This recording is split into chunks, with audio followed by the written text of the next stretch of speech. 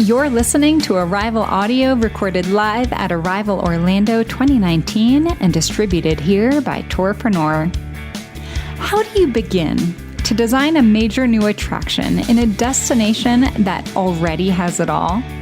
In this talk, attractions veteran Jason Horkin, Executive Director of New York City's Hudson Yards Experiences, walks us through the design-led approach they took to develop the vessel and the edge. Hello, everybody. How's everybody doing today? Oh, this is the attractions industry. How's everybody doing today? Excellent, much better. So today I'm going to talk to you about something that a lot of people don't really think about, and it's about the science of designing an experience. A lot of people tell me attractions is an art. You have to understand millions of people moving around. You have to understand how all this works. I would argue it's very much a science, and I'll explain to you really how we've really taken the idea of science and applied that at Hudson Yards. I like to show this slide here. This is my career, my Asia tour, I like to call it. I started my career in California, started at the Disneyland Resort, worked there for about 10 years, decided it was time to do something a little different, made my way to Hawaii, where I actually taught at the University of Hawaii, taught attractions management. Then I made the big leap and I moved to Singapore. Spent 10 years in Singapore, really managing attractions, everything from Universal Studios Singapore to large aquarium to water park to whatnot. And it was here that I really learned there's a science behind the way you run and manage attractions. Then I made the big leap back to the US to New York City. So I've kind of went from LA to New York by way of Singapore, which is a very interesting path. But when I got to New York, got to Hudson Yards, the big question in everybody's mind was, how do you really develop and operate a compelling attraction, a new compelling attraction in New York City? Think about the idea of New York City and think about attractions. In the New York City area, south of Central Park, and if you've been to New York City, you'll know it's not a big area. It's about 8.5 square miles. You have some of the most iconic tourism places in the entire world. Think about it. You've got Central Park. You've got the Statue of Liberty. You've got Broadway, Times Square, places that everybody in the world knows about. Now, how are you going to actually do something that's new and something that's different? To add to the complexity, you have a very, very, very diverse market of people that are in New York City. You have a lot of domestic visitors, you have a lot of international visitors, and you have a lot of locals. It is the biggest city in the country. And keep in mind, the locals and the tourists do not want to interact with each other. Locals stay away from Times Square. They don't want to be in the tourist places. How do you do something that really can attract everybody? To add another layer of complexity at Hudson Yards, we're not your typical location for an attraction. We have the concept of live, work, and play. So at Hudson Yards, you have residents, you have people that have bought high-priced, high-end condos, you have people that are there to work, office tenants, and you have people that are there to play. Think about it. If you've bought a high-end condo, you don't want to see the tour group walking past your front door every day. On the flip side, if you're trying to manage the attraction, you've got to keep in mind that there are people that are living there that are part of your stakeholders. So it was another layer of complexity that we had to deal with as we started thinking about attractions and whatnot at Hudson Yards. So we created two very, very, very different attractions. One of them is currently open. One will be opening in a few months. Vessel is, I like to call it the stairway to nowhere. It's art meets architecture. It's a dramatic, grand, 8-story tall structure with stairs. And the experience in Vessel is to walk up the stairs, look around, take in the views, and walk back down the stairs. That's the entire experience. It's designed to really be for the city of New York, for people to come and experience, hang out on the plaza in the spring on a nice day, get something to drink, hang out, go up on Vessel, take pictures with the family and whatnot. Now, Edge is a very different type of attraction. As you can probably tell, it is an observation deck, but it's more than an observation deck. We're trying to not just be the new observation deck in New York City, but a very, very, very different type of attraction. Now, when you have two different types of attractions like this, you have lots of different challenges. And as you can imagine, there's challenges from the perspective of positioning yourself and challenges from the perspective of actually operating. From a positioning perspective, uniqueness is one thing to consider. It is New York City. We are building an observation deck. How can you be unique? How can you be different than the other decks that already exist? So we spent a lot of time thinking about what can we do that's different, what can we do that's unique, and the idea with Edge is really having what I call choose your own adventure. You can come up to the top and look out from the inside of the building. You can walk out onto the balcony. You can walk on the glass floor. You can lean against the edge of the glass and look straight down 1,100 feet to the street. It's something that's very different than in any other offering in New York City. Social media is the other thing to consider nowadays. Everybody wants the Instagram moment. If you don't have the Instagram moment, you don't have an attraction that anyone wants to come to. But you have to balance.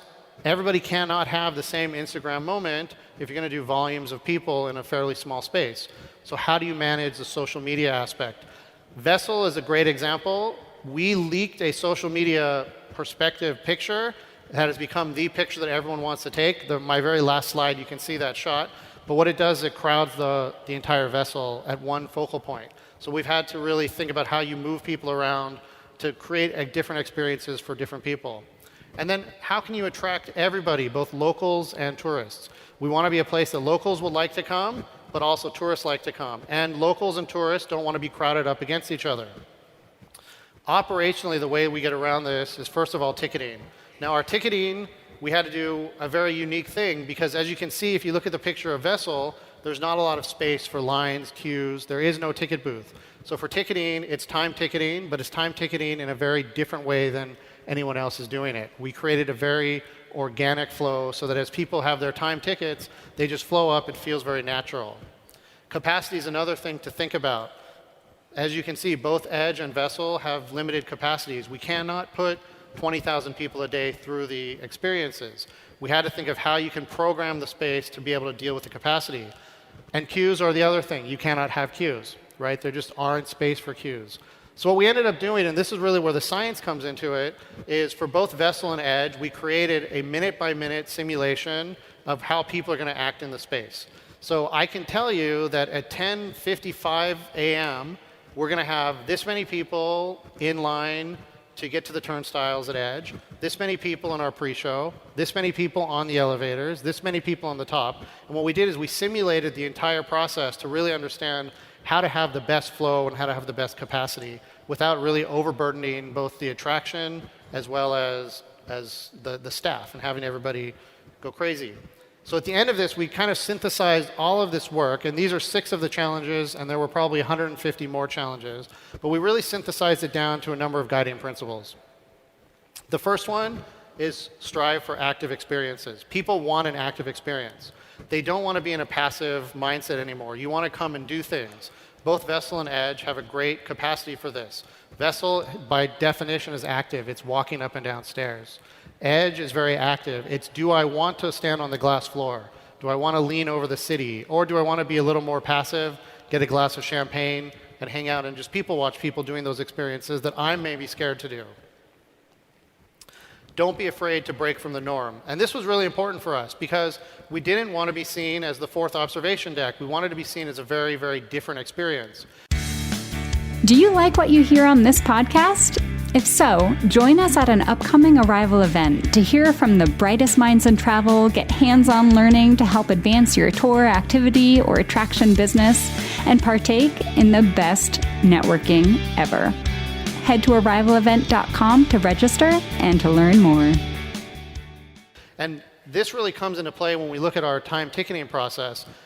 In a normal time ticketing process, you have tickets which are, your ticket might be 10 to 10:15, 10:15 to 10:30, 10:30 to 10:45. What happens is people are very stressed out. If you get a ticket that's 10 to 10:30, and you know that if you come a little late, you might miss your time, everybody comes 5 minutes early. And you get this very peaky structure of demand. As you can see on the chart here, you get a very, very, very peaky demand, and you get long lines for no real reason at all. The red line is what we're actually seeing on our Vessel arrival patterns. People are coming in a very organic, a very controlled, very smooth flow, and it leads to no lines, and it leads to no real stress and no hassle and a better experience.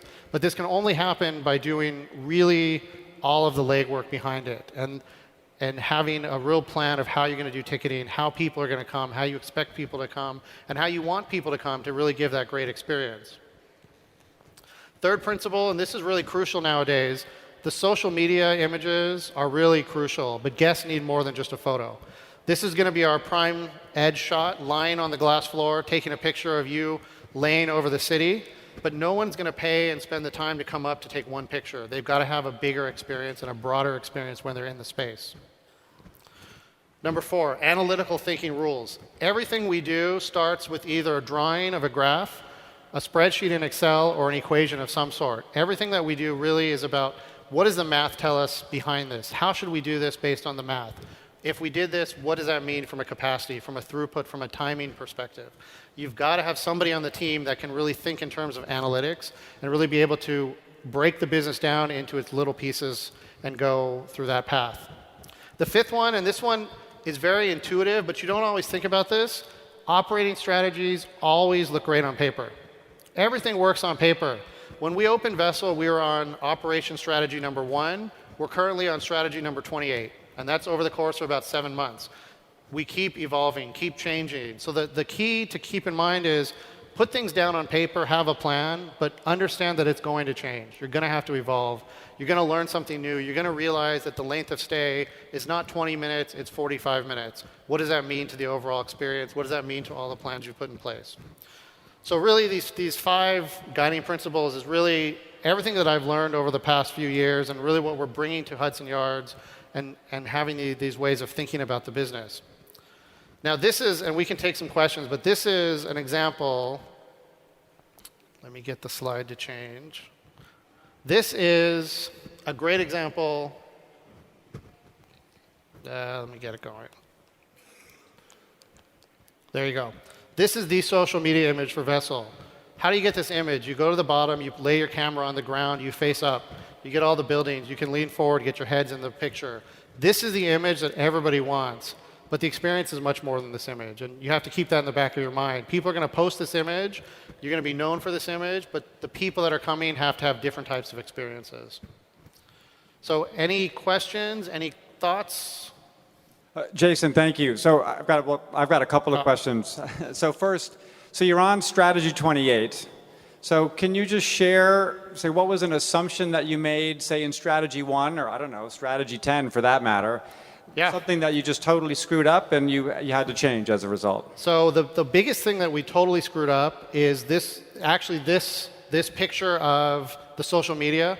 We did not expect people to all flock to this place to take a picture, and that's at the very base, and it really chokes up the entire experience when people are crowded there. So what did we have to do? We had to bring people through, push them to other staircases, move them around, move them in different ways. The other thing we really didn't get right from the beginning was length of stay. We thought length of stay was going to be long. We thought people would take their time. It's a lot of stairs, slowly walk up, look around, slowly walk down. We thought length of stay of 30 minutes or so. We're seeing length of stays of about 10 minutes to 15 minutes. They're coming through much quicker than we thought. What does that mean? It means that we have a lot more capacity. We can add a lot more tickets to the mix. We can move people through in a much more efficient way. And learning things about that, how we do the time ticketing. We started with one ticketing database. We ended up crashing it because the volume was so much to get tickets. We now have 3 or 4 different databases that are segmented from each other. It's just a lot of learning and evolving and saying, this is broken today. It cannot be broken tomorrow. What do I do to change it? And how do I tweak things? So, Jason, you also talked about using data and building all these simulations. But you were building an entirely new attraction from scratch. So, I mean, where did the assumptions come from? Where did the data come from to build those simulations in the first place? It's a lot of bringing experience from other places. So the team, and the team that we put together is really an attraction specialist team that have worked in similar type places, museums, observation decks, things like that all over the world, and really thinking about, okay, what do other observation decks have from the perspective of length of stay? What do other places have? Museums, for instance, on entry experience. How do groups come? How do tourists come? How do different people come? And it's pulling different pieces of data from different background experiences and trying to craft that into a model.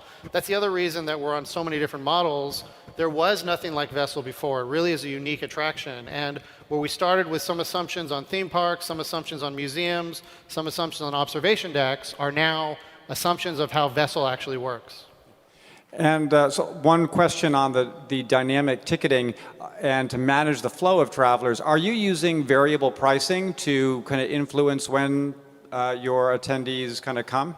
We're currently not using variable pricing. Right now we're using variable supply.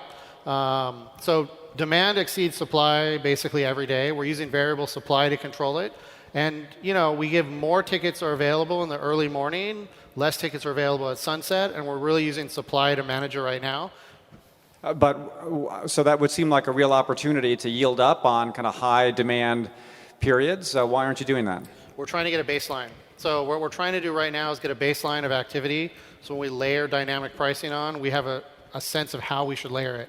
Going right into dynamic pricing without the baseline, we've talked about it back and forth, and it doesn't let you really understand, are you really squeezing every last dollar out? So the idea was for the first year or so, go with a little less revenue, get a baseline assumptions, and then really push dynamic pricing in later. And so just one last question I got to ask. So I know New York is a big market, but you're going up against the Empire State Building.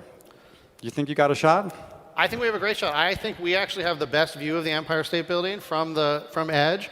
We're the only place in town, I think, that you can really get a photo of you with the Empire State Building in the background, and really the crown of the building. So, the market is big. New York is a huge market. It keeps growing. There's plenty of room for attendance across all 4 of the decks, and I think we have each one has a very different perspective and a very different view and a very different piece of what you kind of get when you experience it. And I think there's plenty of room for everybody. Ladies and gentlemen, Jason Horkin.